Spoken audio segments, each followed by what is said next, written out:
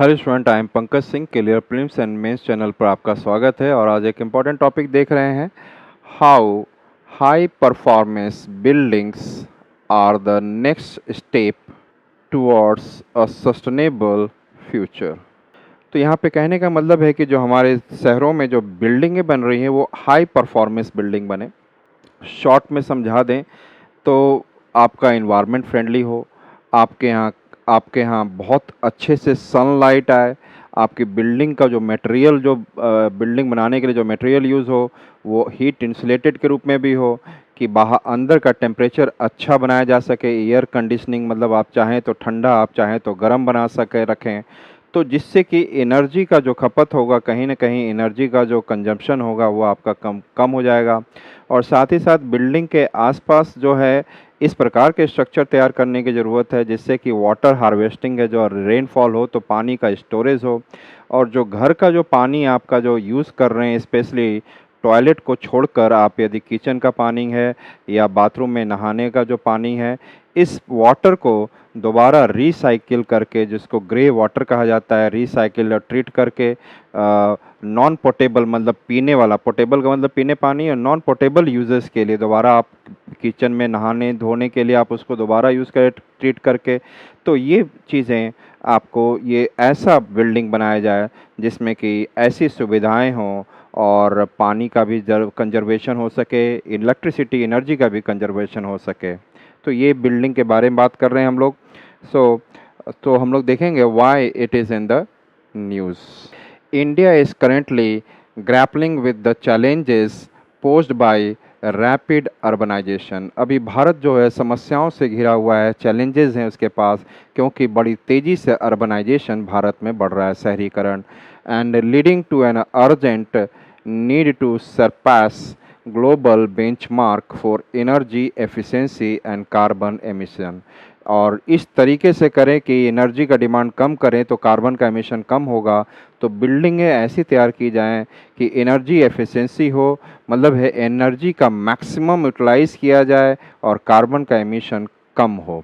तो ये चीज़ें करने के लिए high performance building present a viable solution. तो यहाँ पर ये देखा गया कि हमें बिल्डिंग जो बनानी चाहिए वो हाई परफॉर्मेंस बिल्डिंग HPBs बनानी चाहिए, and boosting design that are resilient, और वो ऐसा डिज़ाइन बिल्डिंग का हो जो बहुत लंबे समय तक चले, एडाप्टेबल हो, एंड सेल्फ सफिशिएंट बिल्डिंग हो। अपने आप में ये सारी चीज़ें उनके पास बिल्डिंग में, दूसरों की मदद की ज़रूरत कम हो, मतलब पानी को रिसाइकिल करना, इलेक्ट्रिसिटी का भी आप अपना सोलार पैनल लगा ले ऊपर, और नीचे से आप अपने घर की खिड़कियां चाहे इंडोर वेंटिलेशन ऐसा रखें कि हवा भी बना रहे अच्छे से। तो ये सारी चीज़ें सेल्फ सफिशिएंट बिल्डिंग हो, while also promoting healthier indoor condition, और जो उस बिल्डिंग के अंदर कमरों में रहने का जो कंडीशन हो वो भी हेल्दियर हो, एंड इम्प्रूव्ड एयर क्वालिटी, और एयर क्वालिटी काफ़ी इम्प्रूव्ड हो। देखा जाए what are high performance building HPBs। तो ये हाई परफॉर्मेंस बिल्डिंग क्या होता है, और यहाँ पे देखेंगे कि high performance buildings are specifically engineered to achieve exceptional standards of energy efficiency. मतलब है कि आप एनर्जी एफिशिएंसी को एक्सेप्शनली, जो कि लोग बिल्डिंग बनाते हैं तो इसका ध्यान नहीं रखते हैं, और सस्टेनेबली एंड ऑक्यूपेंट कंफर्ट, जो वहाँ पे रहने वाले हो उनके लिए कंफर्ट भी हो। These structures surpass conventional building methods by incorporating advance technologies.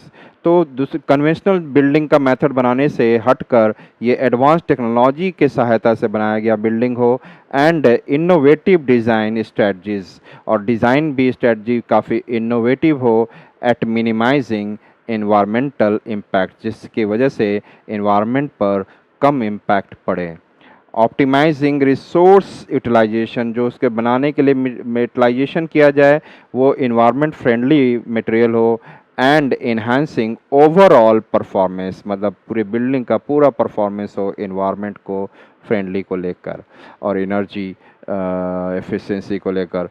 For instance building like Unnati at greater Noida and Indira Gandhi Paryavaran Bhavan in New Delhi exemplify smart design elements such as sun optimized फैकेट्स।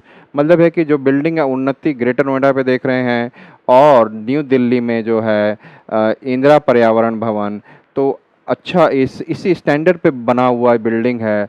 और इसमें सबसे बड़ी चीज़ है कि जो सामने का बिल्डिंग का फेस होता है वो सन फेसिंग हो, या सच एज सन ऑप्टिमाइज्ड फैकेट्स, फैकेट्स का मतलब सामने का फेसिंग हो।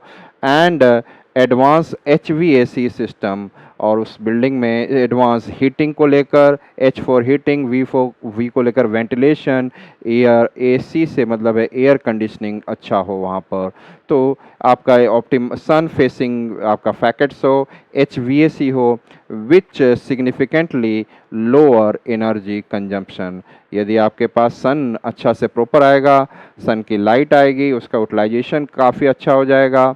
और ज़रूरत ना हो तो फिर अंदर का एयर कंडीशनिंग कमरा भी बनाकर रखें, मतलब AC चला कर नहीं, उसके बगैर भी आप ऐसे मटेरियल को यूज़ करें कि घर में वो हीटिंग आए, जब ज़रूरत हो तो हीटिंग ले आए, जब ज़रूरत ना हो तो हीटिंग ना लाएं।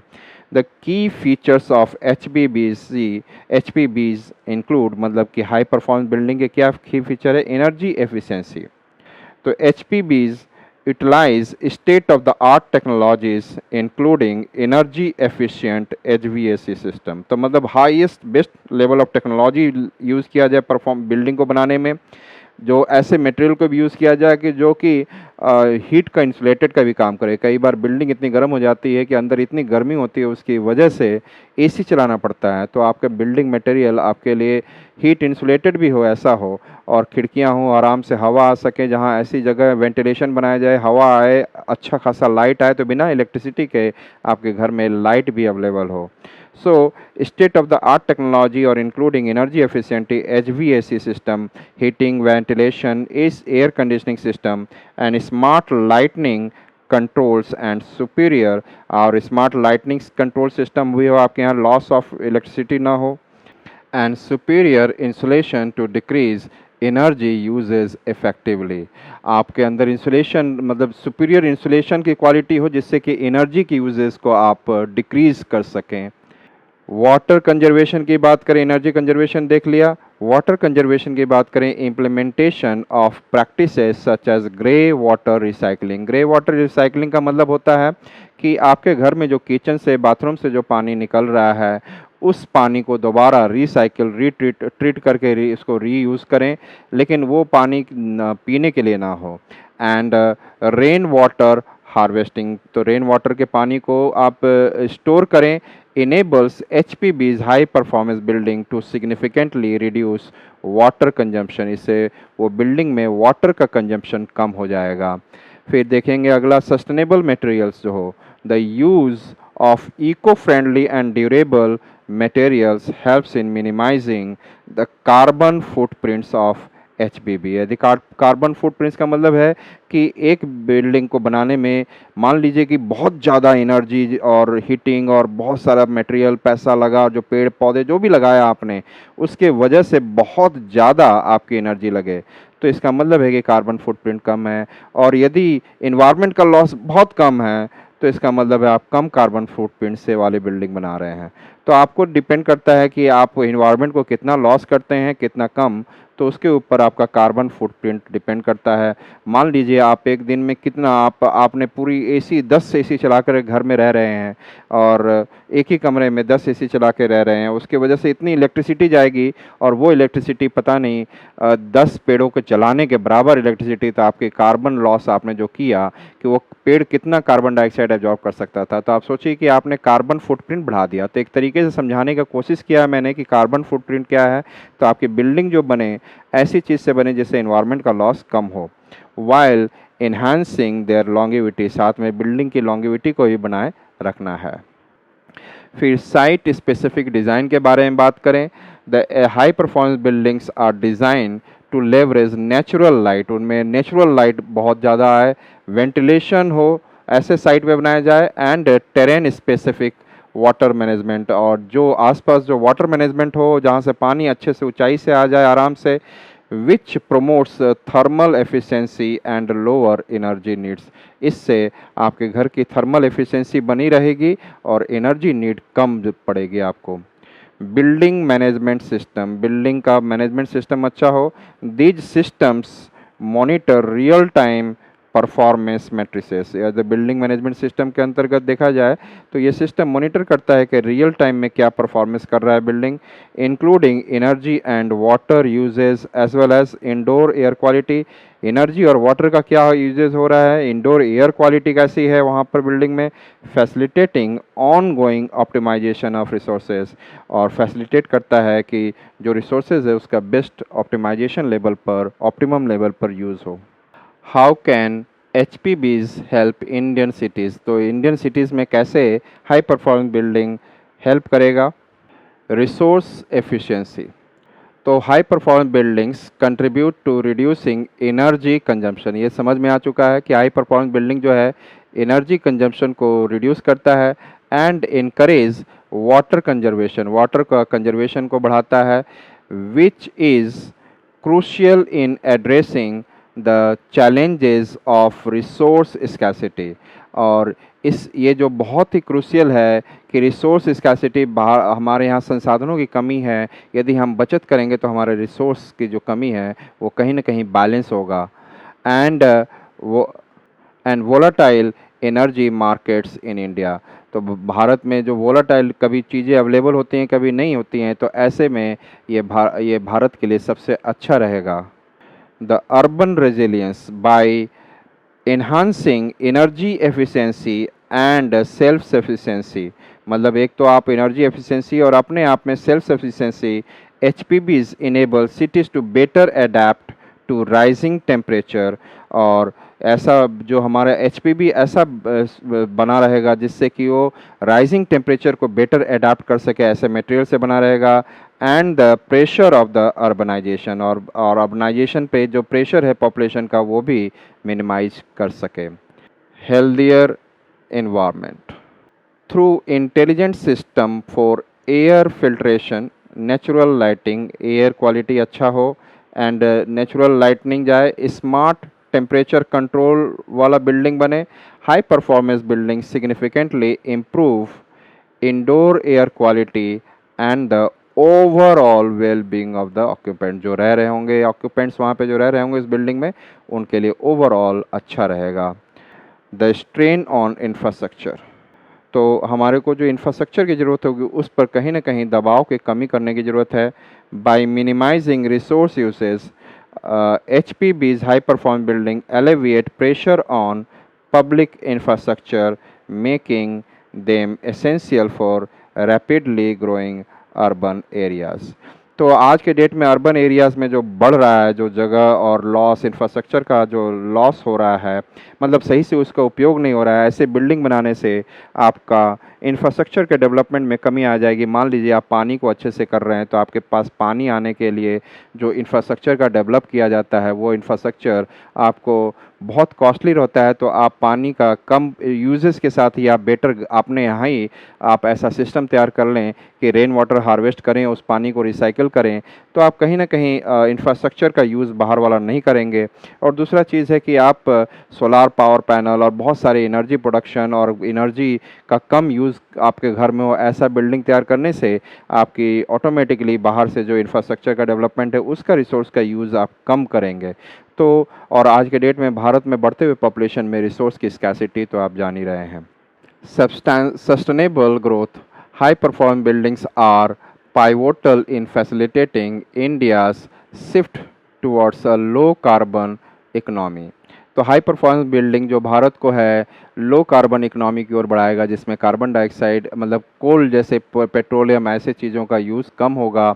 सपोर्टिंग, आप ये सोच रहे हैं पेट्रोलियम का यूज़ कैसे होगा, जब आपको ये पता हो कि कोल को जलाने से इलेक्ट्रिसिटी पैदा होता है, आपको पता हो कि गैस को जलाने से इलेक्ट्रिसिटी पैदा होता है, तो यदि इलेक्ट्रिसिटी का कंजप्शन कम करेंगे तो ऑटोमेटिकली कार्बन का मतलब वो कोल कम जलेगा तो कार्बन डाइऑक्साइड का एमिशन कम होगा। तो वही है shift towards a low carbon economy, supporting sustainable urbanisation and enhancing property value through the long term cost saving.